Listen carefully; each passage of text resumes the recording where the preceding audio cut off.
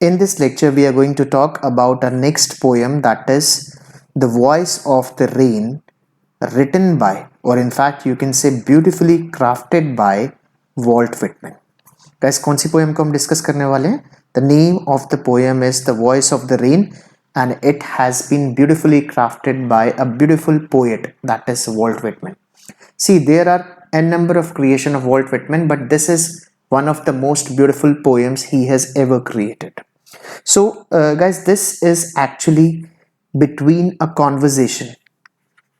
It is actually a conversation between the poet and the rain.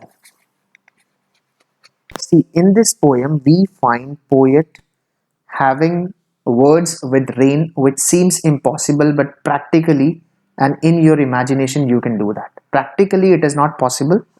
लेकिन जब आप imagination में होते हो गाइस, जब आप लेवल ऑफ इमेजिनेशन आपका बहुत हाई हो जाता है, तो what you can do, you can even talk to the things, you can talk to the pictures, you can talk to the door. And in this poem we have seen poet talking to the rain. तो rain के बारे में important poem है. As you know that it is a rainy season, there is a lot of rain. In fact, if I talk about it is raining, it is beautifully raining outside, it's a very pleasant weather.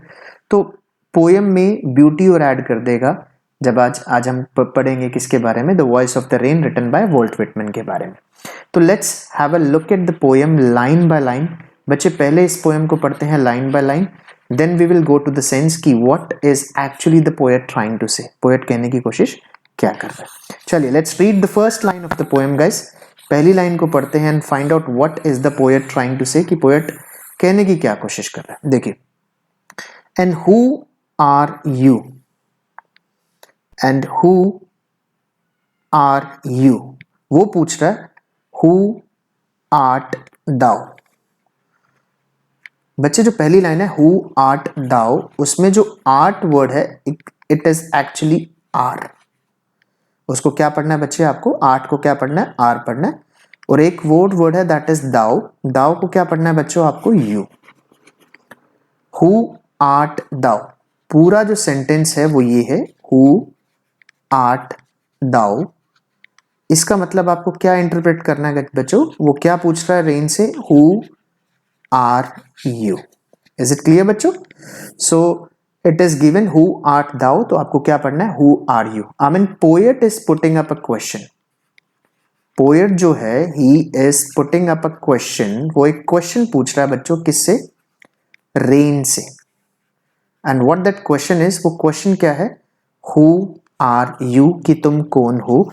Said I to the soft falling shower, ये मैंने कहा किससे, soft falling shower से. देखिए इसके अंदर S यहां भी यूज हुआ है, एस यहां भी हुआ है. और आपको पता है when consonants are repeated, when consonants are repeated, जब कॉन्सोनेंट रिपीट होते हैं बच्चों, तो कौन सी पोएटिक डिवाइस बन जाती है, दैट बिकम्स एलिट्रेशन. वो कौन सी पोएटिक डिवाइस होती है बच्चों, एलिट्रेशन होती है. I hope you have got the point. तो which poetic device has been used in line number 1, that is alliteration. Who art thou का मतलब क्या है बच्चों, who are you. Said I, मैंने कहा किससे, मैंने पूछा किससे, soft falling shower. Soft falling shower किसको कहा गया बच्चे यहाँ पे, रेन को. मैंने एक क्वेश्चन किससे पूछा, रेन से पूछा. I hope sentence number 1, line number 1 is clear to all of you. Clear है बच्चों यहाँ पे. Let's move on to line number 2 और देखते हैं कि पोएट क्या कहने की कोशिश कर रहा है लाइन नंबर 2 के अंदर. सेकेंड लाइन के अंदर वो कह रहा है बच्चों, which strange to tell, which strange to tell gave me an answer. Poet says, I was so surprised, I was so surprised, I was so astonished. मैं बहुत astonished हुआ. कब astonished हुआ मैं, I got astonished when rain replied. कहता मैं surprised हो गया, आई गॉट शॉक्ड, जब रेन ने मुझे क्या दिया, आंसर दिया. देखिए rain is a non living thing and non living thing does not reply.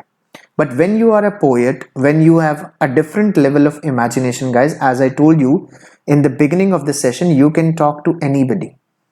It is even said that a picture speaks itself.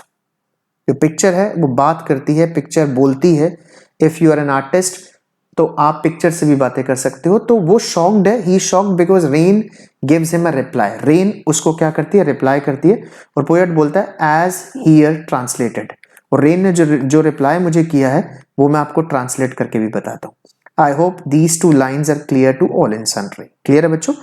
पहली लाइन आपको याद रखनी है, हु आर्ट दाउ. इसका मतलब क्या है बच्चों, हु आर यू. कौन सी पोएटिक डिवाइस यूज की गई है सॉफ्ट फॉलिंग शावर में, ये मैं आपको बता चुका हूं. That is alliteration. बच्चों यहां पर एलिट्रेशन का यूज किया गया. सेकंड में he is shocked, he is astonished, क्योंकि रेन जो है, रेन इज रिप्लाइंग. रेन उसको क्या कर रही है बच्चों, रिप्लाई कर रही है. Is it clear? I hope line number second is also clear. Rain क्या रिप्लाई करती है, I am the poem of the earth. Look at this line बच्चों, I am the poem of the earth. जब भी guys, जब भी हम किसी अपने आप, जब भी हम कोई कंपैरिजन करते हैं बच्चों, कंपैरिजन किया जाता है विदाउट लाइक और एज, विदाउट लाइक और एज, तो वहां पर एक पोएटिक डिवाइस बनती है बच्चों, दैट इज मेटाफर. वो कौन सी पोएटिक डिवाइस होती है, मेटाफर होती है. Is it clear? जहां पर बिना लाइक और एज के कंपैरिजन होता है वहां होता है मेटाफर, और जहां पर कंपैरिजन होता है लाइक और एज से तो वहां क्या बन जाता है बच्चों, दैट बिकम्स सिमिली. सो कौन सी poetic device has been used in line number 3, that is metaphor. Poem बोलती है I am the poem of earth. मैं इस अर्थ की क्या हूं, पोएम हूं. Got the point? Said the voice of the rain. किसने कहा, उस रेन ने. देखिए once again I am telling you, it is extremely hard to believe that rain can speak, but the poet clearly mentions in this poem he is talking to the rain. वो किससे बात कर रहा है, rain से बात कर रहा है. नेक्स्ट लाइन देखते हैं, fourth line, eternal I rise impalpable. Eternal means forever, continuously. Eternal means continuously, or you can say it forever. कहती है मैं हमेशा राइज करती हूं. राइज का मतलब क्या होता है guys, go upwards, go upwards. तो यहां पे आप लिख लो, what does rise mean. Rise का मतलब क्या होता है गाइस, राइज का मतलब होता है गो अपवर्ड्स. कहती है मैं हमेशा उठती हूं.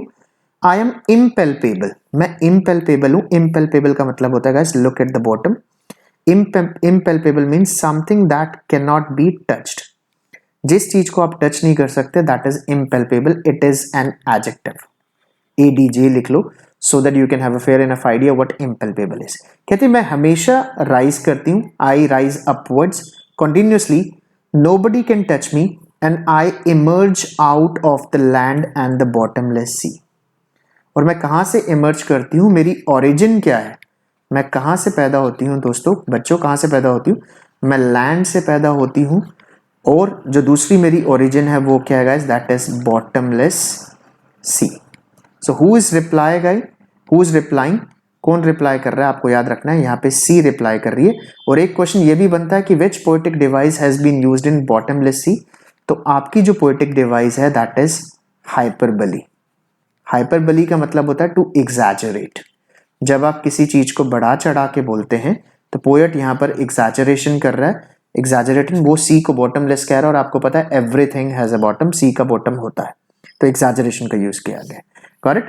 तो यहां पर कुछ वर्ड्स हैं. एटर्नल मीन्स कंटिन्यूअसली और forever. Impalpable, it is already given, ये नीचे गिवन है आपका, something that can not be touched. Out of the land का मतलब है मैं लैंड से निकलती हूँ. And the bottomless sea. और कौन सी पोएटिक डिवाइस यूज की गई है बच्चों, यहां पर जो पोएटिक डिवाइस यूज की गई है वो है आपकी hyperbole. What do you mean by hyperbole? Hyperbole नहीं होता बच्चों, yo it is called hyperbole. And hyperbole का मतलब होता है टू एग्जैजरेट, बहुत बड़ा चढ़ा के बातों को बोलना. और ये एक पोएटिक डिवाइस होती है जो आपके एग्जाम्स के अंदर पूछी जाती है. Got the point? So we are done with first 4 lines of the poem. I hope the poem is getting clear to all and sundry. सबको क्लियर हो रहा है. Let's move forward और आगे देखते हैं. आगे पोएट क्या कहता है, upward to heaven. कहती है मैं किसकी तरफ जाती हूं, heaven की तरफ. Heaven means स्वर्ग. Got the point? Whence. Whence का आपको मीनिंग लेना है. Whence का मतलब होता है बच्चों, whence का मीनिंग होता है from where. From where. Vaguely, vaguely का मतलब होता है बच्चों अनक्लियरली। formed, altogether changed and yet the same, altogether changed and yet the same। कहती मैं किसकी तरफ चलती हूँ, I move towards heaven, मैं ऊपर की तरफ जाती हूँ। whence, from where, जहां से मैं unclearly formed होती हूँ, मेरी एक शेप बनती है and that shape is unclear, कोई उसे देख नहीं सकता। altogether changed, मैं जैसी ऊपर जाती हूँ और जैसी मैं नीचे आती हूँ, ये जो दोनों शेप्स होती हैं ये चेंज्ड होती हैं। यानी रेन कह रही है कि when I move upwards I am different, मैं कुछ और होती हूँ। And when I come downwards I am different, मैं तब कुछ और होती हूँ, बिल्कुल चेंज हो जाती हूँ। When I go upwards nobody can see me, but when I come downwards everybody can see me, तब मुझे हर बंदा देख सकता है, हर कोई मुझे एंजॉय कर सकता है। Got the point guys? I hope line number 5 is clear to all and sundry. Line 6 में वो क्या कहता है बच्चों, I descend, DESCEND, as you must have read ascending descending orders in your primary classes. Ascending का मतलब होता है बढ़ता क्रम, जब आप ऊपर की तरफ जाते हैं, और डिसेंडिंग का मतलब होता है fall, when you come down. Got the point? I descend to leave the droughts. यहां पर एक वर्ड है बच्चों लेव, मैं आपको लेव बता देता हूं लेव क्या होता है। लेट मी इरेज, एक बार मैं सब कुछ इरेज कर दूं सो that you can see everything clearly, ताकि आपको क्लियरली दिखाई दे। बच्चे ये जो वर्ड बताया मैंने आपको डिसेंड, डिसेंड का मतलब होता है टू कम डाउन। उसके बाद एक और वर्ड आया दैट इज लेव, लेव का मतलब होता है wash, it's a verb, verbs first form. कहती आई डिसेंड, डिसेंड का मतलब होता है कम डाउन, मैं नीचे आती हूं। टू लेव द ड्रॉट्स, और जो ड्रॉट्स होते हैं, ड्रॉट क्या होता है बच्चों, एक सूखा एरिया होता है, अ पार्च्ड एरिया। किसी भी सूखाग्रस्त एरिया को क्या बोलते हैं गाइस, ड्रॉट बोलते हैं। कह रही मैं सूखों को, जो एरिया सूखे हुए होते हैं, मैं उनको वॉश कर देती हूँ। I mean I give life to, मैं लाइफ दे देती हूँ किसको, लाइफ टू बैरन लैंड्स, जो भी बंजर जमीन है, जो भी बंजर प्लेसेस हैं, मैं उनमें दोबारा लाइफ भर देती हूँ, उनको क्या करके, लेव करके, यानी वॉश करके। Got it? एटमीज, जितने भी टाइनी पार्टिकल्स होते हैं, एटमीज आप देख रहे हैं, यहाँ पर दोनों मीनिंग गिवन है गाइस। पहला जो है लेव, लेव का मतलब होता है टू वॉश और टू बेद। इसको क्या पढ़ते हैं बच्चों, इट इज कॉल्ड बेद। द की साउंड आती है इसमें, थ की साउंड आपको नहीं लगानी। It is not beth, it is bathe. ये क्या होता है बच्चों, बेद होता है। और एटमीज का मतलब होता है टाइनी पार्टिकल्स, जो छोटे छोटे कण होते हैं, जो पार्टिकल्स होते हैं छोटे छोटे। टाइनी का मतलब होता है, एक वर्ड है टाइनी, जिसका मतलब होता है स्मॉल, या फिर आप इसको टू स्मॉल भी कह सकते हैं। गॉट द पॉइंट बच्चों? कहती है आई descend to leave the droughts, मैं सूखों को वॉश कर देती हूँ, मैं एटमीज को वॉश कर देती हूँ। जितनी भी डस्ट लेयर्स हैं ऑफ द ग्लोब, जितनी भी इस वर्ल्ड के अंदर डस्ट लेयर्स हैं, जितनी भी डस्ट है, मैं सबको भिगो देती हूँ। हु आई एम गाइस, यहाँ पर एक पोएट आपसे क्वेश्चन पूछ सकता है कि आई कौन है, तो आपको करना है आई इज रेन। एक और क्वेश्चन वो पूछ सकता है आपसे, इज रेन रियली रिप्लाइंग, तो आपको करना है no, it is an imagination. ये सिर्फ एक इमेजिनेशन है किसकी, पोएट की, and poets can go to any imagination to get their dreams come true. Got the point बच्चों? आई होप ये जो लाइन है, नेक्स्ट जो लाइन है, ये सभी को क्लियर होगी what I am trying to say. Is it clear बच्चों? लेट्स मूव फॉरवर्ड, आगे बढ़ते हैं और देखते हैं क्या कह रहा है। And all that in them without me were seeds only. Next line में वो कह रहा है and all that in them without me were seeds only, latent, unborn। पहले मैं आपको latent का मीनिंग बता दूं। what do you mean by the word latent? latent का मतलब होता है बच्चों hidden, hidden, LATENT। This word जो है इसका मतलब होता है hidden। कहती है और मेरे बिना वो सिर्फ सीड्स रहते हैं। कहती है सीड्स मेरे बिना ग्रो नहीं कर सकते। Seeds cannot grow without me, they need me badly। उनको मेरी जरूरत होती है, बिना मेरे वो ग्रो नहीं कर सकते। यानी रेन के बिना सीड्स ही रहते हैं, हिडन रहते हैं, अनबोर्न रहते हैं, कोई नहीं जानता कि सीड्स कौन है। बट जब मैं उनके ऊपर गिरती हूँ, दे ग्रो इनटू प्लांट्स, वो प्लांट्स बन जाते हैं, and after that they become trees. I mean I am very important not only for plants, मैं सिर्फ plants के लिए important नहीं हूँ, I am really important for trees as well. Who's saying that? I बोल रही है guys, और इस poem में I क्या है? Rain है. Clear है बच्चों? And forever, forever का मतलब होता है हमेशा. Forever, by day and night, by day and night का मतलब हो गया बच्चे round the clock. Round the clock आपको पता होता है 24 घंटे को बोलते हैं. राउंड द क्लॉक क्या होता है बच्चों? 24 घंटे. और कह रहे 24 घंटे by day and night, no matter what the weather is, चाहे कोई भी वेदर हो, चाहे कैसा भी मौसम हो, व्हाट आई डू, मैं क्या करती हूँ, I give back life to my own origin. I give back life to my own origin. मैं क्या करती हूँ, जिस जगह से मेरी ओरिजिन होती है, जहाँ से मैं पैदा होती हूँ, जहाँ से मैं ग्रो करती हूँ, जहाँ से मैं जन्म लेती हूँ, मैं उसी जगह को लाइफ वापस दे देती हूँ. यानी जो मैं सॉफ्ट फॉलिंग शावर है, मैं अल्टीमेटली जाकर कहाँ चली जाती हूँ, या तो लैंड में चली जाती हूँ या फिर बॉटमलेस सी में चली जाती हूँ. I hope you are getting the point बच्चों, सबको क्लियर हो रहा है. And make pure and beautify it. मैं नेक्स्ट लाइन कराने से पहले let me erase all the data. जो मैंने लिखा है वो मैं इरेज कर देता हूँ और नेक्स्ट लाइन पे पढ़ता हूँ. नेक्स्ट लाइन में वो क्या कह रहा है, and make pure and beautify it. And make pure and beautify it. और कह रहा है इस अर्थ को, यहां जितनी भी लैंड है, यहां जितने भी ट्रीज हैं, यहां जितने भी बैरन प्लेसेस हैं, what ever is present on the earth, चाहे वो कुछ भी हो, मैं इन सब चीजों को क्या कर देती हूँ, आई प्यूरिफाई देम. मैं इनको प्यूरिफाई कर देती हूँ. I beautify them. मैं इनको ब्यूटिफाई कर देती हूँ. I add purity, I add beauty to them. मैं अर्थ को खूबसूरत बना देती हूँ, इस लैंड को ग्रीन कर देती हूँ. I make trees smile, I make trees wave, I make barren places beautiful. Who am I? मैं कौन हूँ बच्चों? I am rain. I am so important not only to human beings. मैं सिर्फ इंसानों के लिए important नहीं हूँ. मैं इंसानों को तो पसंद करती हूँ, उनकी लाइफ तो ब्यूटीफुल बनाती हूँ. इसके अलावा मैं trees, animals, whosoever species is there on this earth, जो भी है मैं सबको क्या करती हूँ, ब्यूटीफुल कर देती हूँ, सबको प्योरीफाई कर देती हूँ. Got the point? So this is all about the importance of rain. लेकिन पोएम हमारी खत्म होगी है, लेकिन ये जो नीचे वाली 2 लाइंस है बच्चों, ये भी बहुत इंपॉर्टेंट है, इनको भी गो थ्रू करना पड़ेगा. और देखते हैं कि पोएम इन लास्ट 2 लाइंस में क्या कहने की कोशिश कर रहा है. So far the poet has shared his conversation with the rain, which seems hypothetical, which seems impossible, जो impossible लगता है. But you know, as I told you from the scratch, from the beginning of this poem, कि it is possible for a person like poet who can go to any extent, who can talk to anything, he can make even a brick smile, he can talk to door, he can talk to the tube light. वो किसी भी level पे जाके, imagination पे जाके वो बात कर सकता है. Let's look at the last 2 lines बच्चे. इन 2 लाइंस को देखते हैं. For song issuing from its birthplace, poem बोलती है I am like a song. Rain बोलती है I am like a song.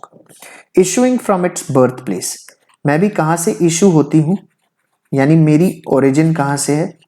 मैं भी बर्थ लेती हूँ, कहाँ से लेती हूँ, बर्थ प्लेस से.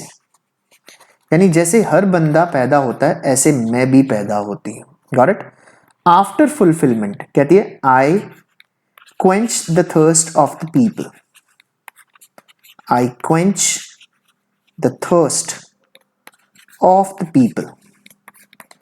मैं लोगों की प्यास को बुझाती हूं. I purify this earth. मैं इस अर्थ को प्योरीफाई करती हूं. इन शॉर्ट वो बोलती है कि आई fulfil the needs of the people. कहती है मैं लोगों की जो नीड्स होती है, मैं प्यासे को पानी देती हूं, मैं सूखे को नहलाती हूं, and I do an number of other things. और मैं बहुत सारी और चीजें करती हूँ. मैं जन्म लेती हूँ, सबकी नीड्स को पूरा करती हूँ. Wandering, what do you mean by wandering guys? Wandering का मतलब होता है, मैं लिख देता हूँ यहाँ पे so that you can get to know कि वॉन्डरिंग क्या होता है बच्चों। एक वर्ड होता है वॉन्डरिंग, और वॉन्डरिंग का मतलब होता है बच्चों to roam aimlessly, to roam aimlessly, बिना मतलब के घूमना। कहते मैं इधर उधर घूमती रहती हूँ। आई टेक बर्थ, मैं जन्म लेती हूँ। I fulfil the needs of the people. I keep on wandering here and there without any rhyme और रीजन, मेरा कोई मकसद नहीं होता, मैं इधर उधर घूमती रहती हूँ।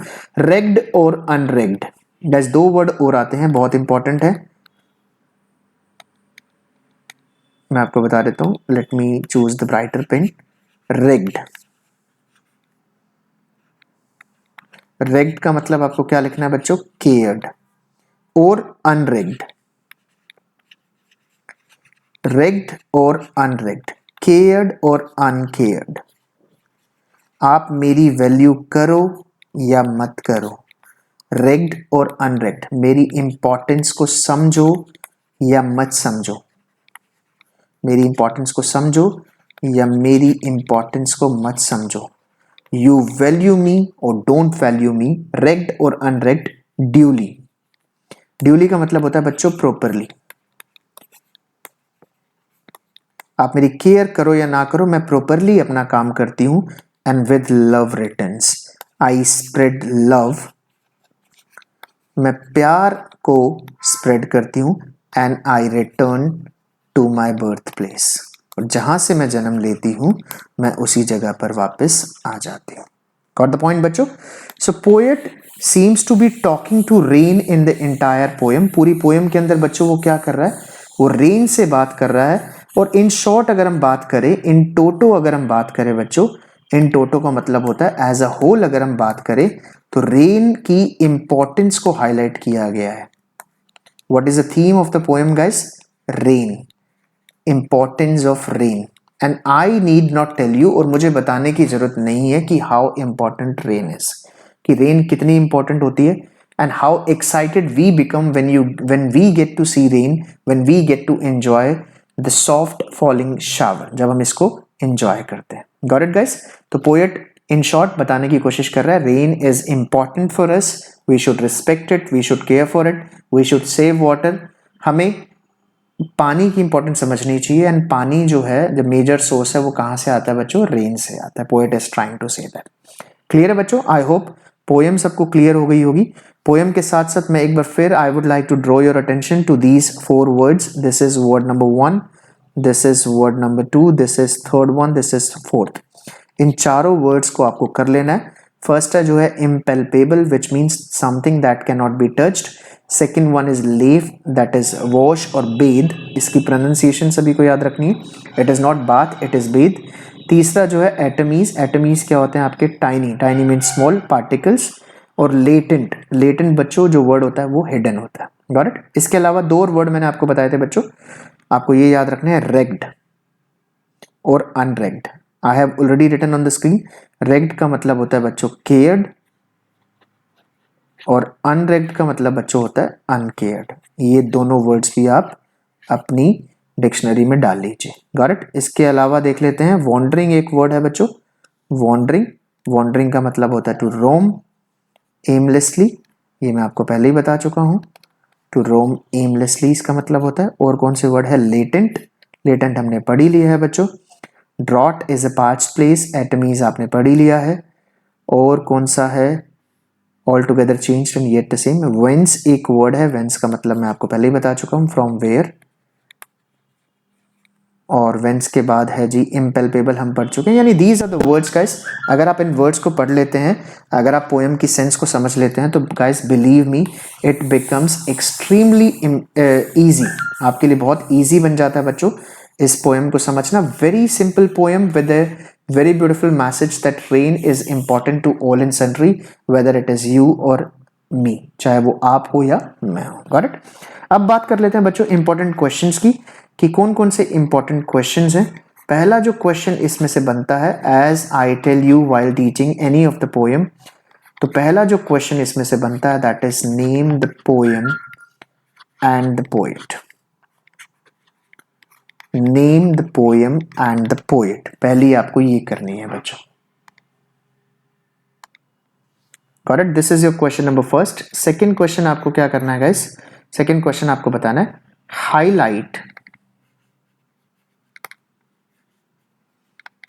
Highlight the importance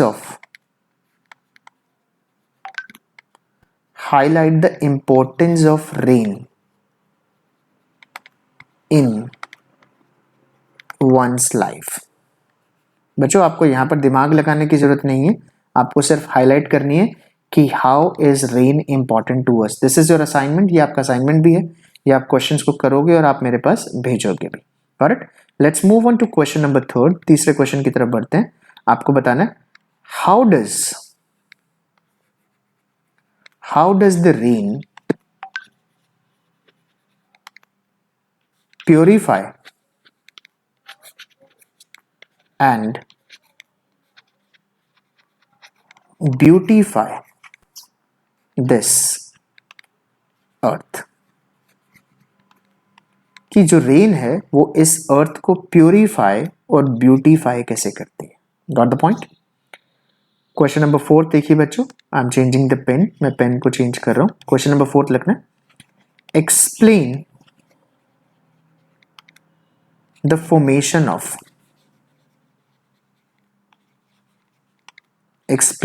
formation of rain. बच्चों आपको रेन का फॉर्मेशन बताना है कि वो इवेपोरेट कैसे करती है, वो कहाँ मूव ऑन करती है, वो कैसे नीचे आती है, ये सारी चीजें आप इसके अंदर बताएंगे। करेक्ट। क्वेश्चन नंबर 5 में, क्वेश्चन नंबर 5 की तरफ बढ़ते हैं। क्वेश्चन नंबर 5 है गाइस, आपको बताना है कि डज द रेन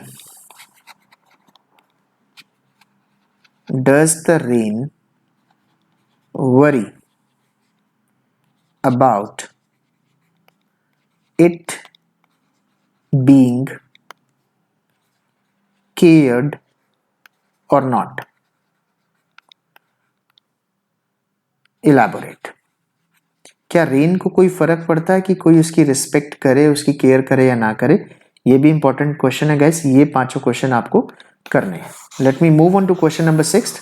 मैं क्वेश्चन नंबर 6 बता देता हूं आपको। क्वेश्चन नंबर 6 क्या है? क्वेश्चन नंबर 6 है गाइस रियली सिंपल, ये भी आपको हर एग्जाम में देखने को मिल जाएगा।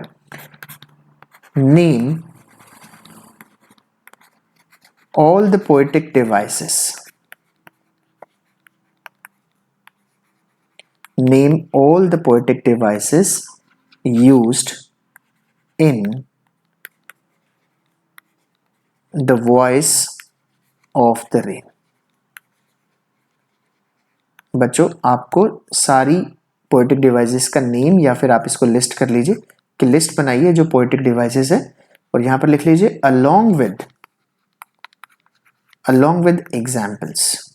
आपको एग्जाम्पल्स भी देने कि कौन कौन सी पोएटिक डिवाइस कहां से यूज हुई है। Got the point. Last question जो आपको करना है गाइस, देखिए आपको स्टेंजा वाइज तो क्वेश्चंस करने ही है। एग्जाम में जो क्वेश्चंस आते हैं वो आपके स्टेंजा वाइज आते हैं। स्टेंजा वाइज मतलब आपको वो 3 लाइंस दे देगा, वो आपको 4 लाइंस दे देगा और उन 3-4 लाइंस पे आपको 1 मार्क के वो 3 क्वेश्चंस 4 क्वेश्चंस दे देगा जो आपको करने होंगे। क्लियर है बच्चों? I hope it is clear, सबको क्लियर हो गया होगा। लास्ट क्वेश्चन की तरफ बढ़ते हैं, जो वैल्यू बेस्ड क्वेश्चन है, जो मैं आपको हर पोएम या चैप्टर के एंड में देता हूं। Wait for a second, let me change the pen. मैं एक बार पेन चेंज कर लूं। लास्ट क्वेश्चन है, wait for a second,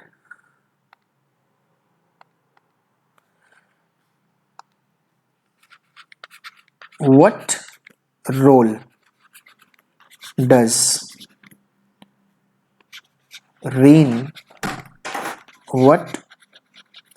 does rain play in our life? Is it possible to imagine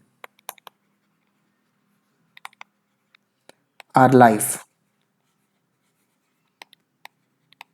without rain?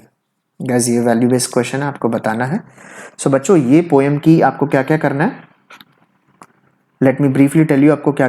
देखिए एट फर्स्ट सबसे पहली जो चीज आपको करनी है बच्चों, वो आपको क्या करनी है, you need to write down the brief summary of this poem in your fair notebook.